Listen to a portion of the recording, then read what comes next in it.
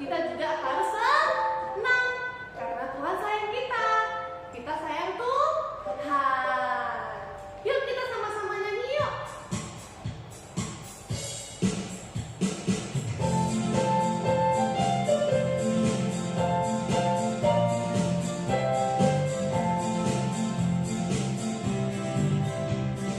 Yesus cinta semua anak di dunia.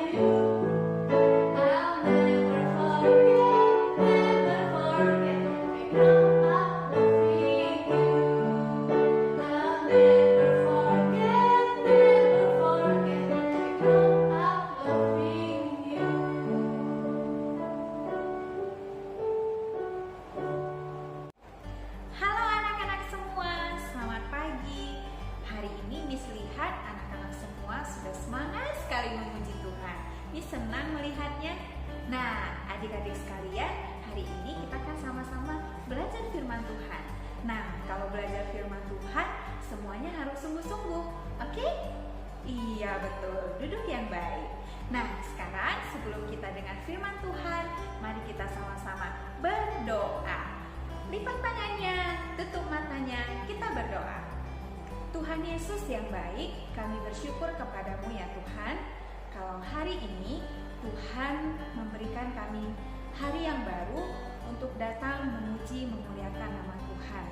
Biarlah pujian kami boleh menyenangkan hatimu ya Tuhan. Dan saat ini kami bersyukur kepada Tuhan, Tuhan memberikan kami waktu untuk belajar firman Tuhan.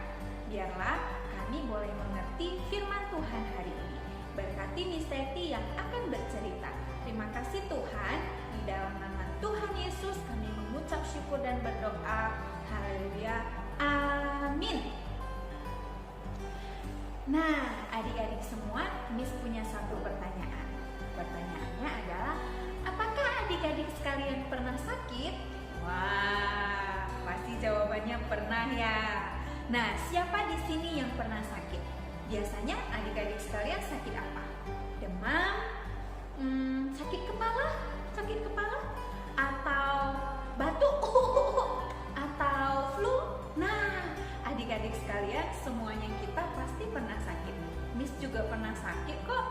Nah, adik-adik, baik itu anak yang masih kecil, orang tua, orang yang sangat pintar sekali, orang kaya, orang miskin, semua orang yang ada di dunia ini pasti pernah sakit. Nah, tapi apakah seorang raja pernah sakit? Ya, tentu raja juga bisa sakit. Nah, hari ini Miss akan bercerita tentang seorang raja yang sakit. Adik-adik sekalian, ada seorang raja bernama Raja Hizkia. Siapa? Iya, betul, Raja Hizkia.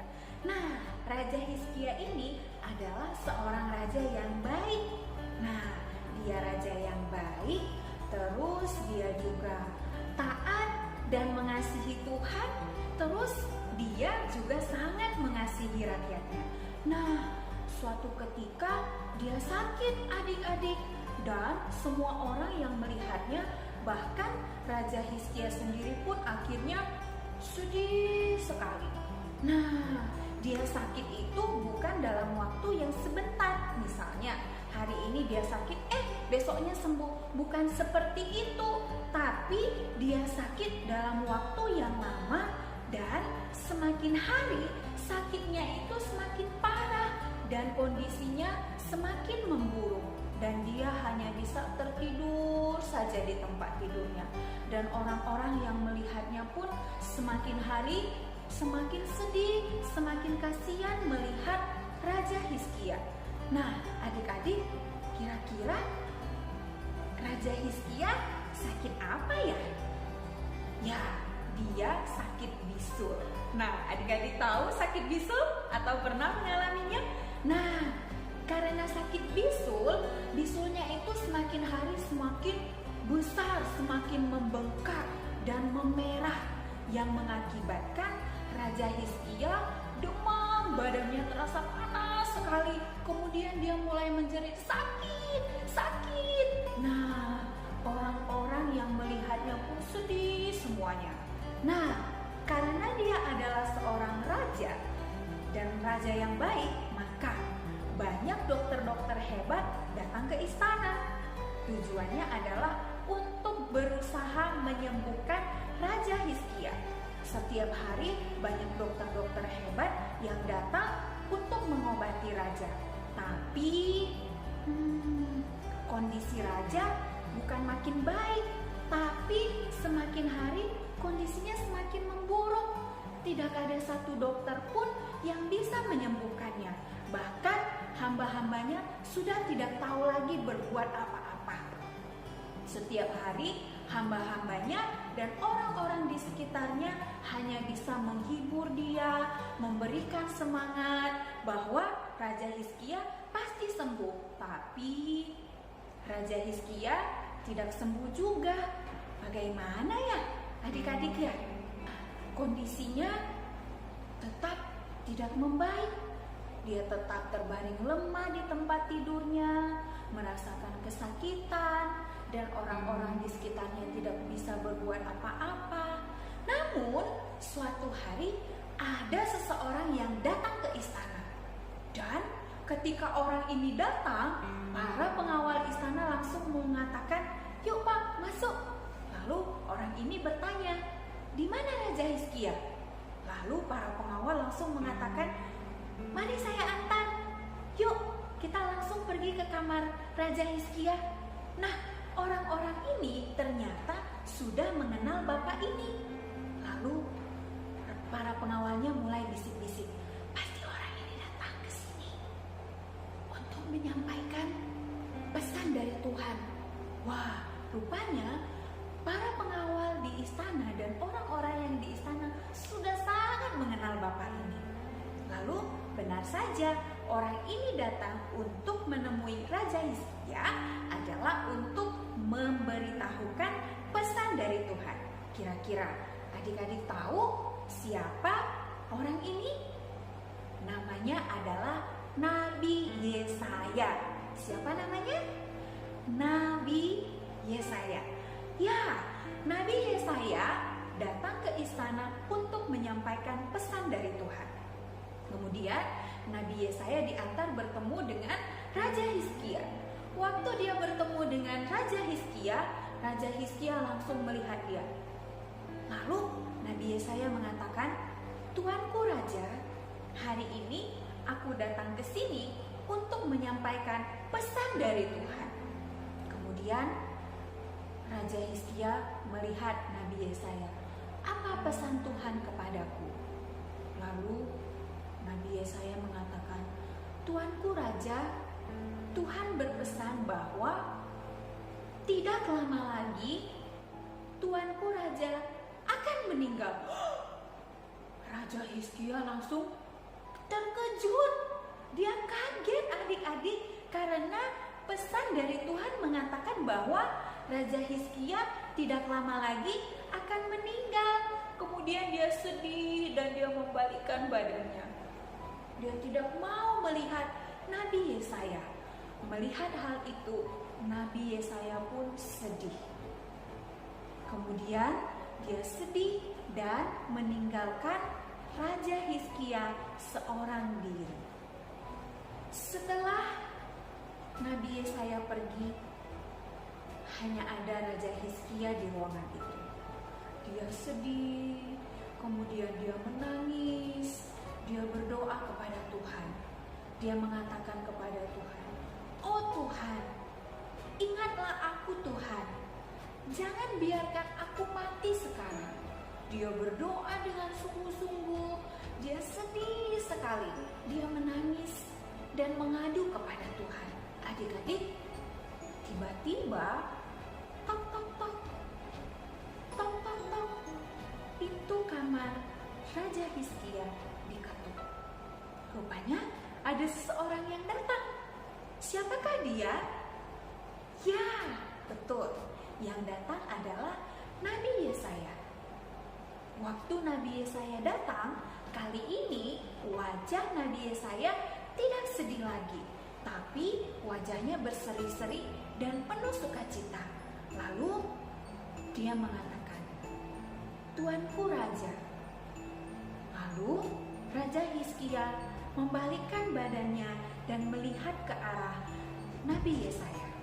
Nabi Yesaya mengatakan, "Tuanku Raja, jangan bersedih lagi, karena Tuhan sudah mengabulkan doa Tuanku Raja." Nabi Yesaya mengatakan, "Sebelum aku keluar dari pintu istana, Tuhan berbicara kepadaku. Tuhan menyampaikan pesan kepadaku." Raja Hizkia bertanya, "Apa pesan Tuhan? Apa pesan Tuhan untukku?" Nabi Yesaya mengatakan, "Tuhan mengabulkan doa Tuanku Raja, dan Tuhan akan menyembuhkan Tuanku Raja. Bahkan Tuhan memberikan 15 tahun lagi waktu untuk hidup bagi tuanku raja. Nah, mendengar itu Raja Hizkia sangat senang sekali. Dia mengatakan, terima kasih Tuhan. Nah, adik-adik, ternyata Nabi Yesaya menyampaikan bukan hanya Raja Hizkia akan sembuh, tapi Tuhan memberikan 15 tahun lagi kesempatan untuk Raja Hizkia hidup. Wah, dia senang sekali. Nabi Yesaya mengatakan, sekarang ambillah kue ara dan taruhlah pada bisul itu. Lalu Tuhan berkata bahwa 3 hari lagi Raja Hizkia akan sembuh. Raja Hizkia akan bisa kembali ke rumah Tuhan. Adik-adik, benar saja apa yang disampaikan oleh Nabi Yesaya pun terjadi. 3 hari kemudian Raja Hizkia sembuh. Dan akhirnya dia pergi ke rumah Tuhan untuk bersyukur. Wah, Tuhan hebat ya. Tuhan bisa menyembuhkan Raja Hizkia. Nah, adik-adik sekalian, kalau kamu sakit, apa yang kamu lakukan? Apakah kamu hanya menangis dan bersedih saja? Nah, lewat firman Tuhan pada hari ini mengajak kita ketika kita sakit, ketika kita sedih, yuk kita sama-sama datang berdoa kepada Tuhan. Karena Tuhan kita adalah Tuhan yang Maha Kuasa. Jadi adik-adik sekalian ingat ya, kalau kamu sakit, kalau kamu sedih, berdoalah kepada Tuhan. Karena Tuhan kita adalah Tuhan yang Maha Kuasa. Dia bisa memberikan kesembuhan. Oke adik-adik? Nah, sekarang yuk kita sama-sama buka Alkitab kita dari Yesaya pasal 55 ayat 6. Yesaya pasal 55 ayat 6. Kita akan baca secara bersama-sama. Oke? Yesaya 55 ayat 6. Carilah Tuhan selama ia berkenan ditemui, berserulah kepadanya selama ia dekat. Yesaya 55 ayat 6. Carilah Tuhan selama ia berkenan ditemui, berserulah kepadanya selama ia dekat. Nah, sekarang kita akan sama-sama berdoa. Lipat tangannya, tutup matanya, kita berdoa. Tuhan Yesus, kami bersyukur buat firman Tuhan yang sudah kami dengar pada hari ini. Dan ajarlah kami menjadi anak-anak Tuhan yang setia melakukan firman Tuhan. Dan biarlah firman Tuhan yang sudah disampaikan pada hari ini kami boleh mengingatnya dan kami boleh melakukannya dengan sukacita. Terima kasih Tuhan, kami serahkan hidup kami ke dalam tangan Tuhan saja. Di dalam nama Tuhan Yesus kami berdoa. Haleluya. Amin.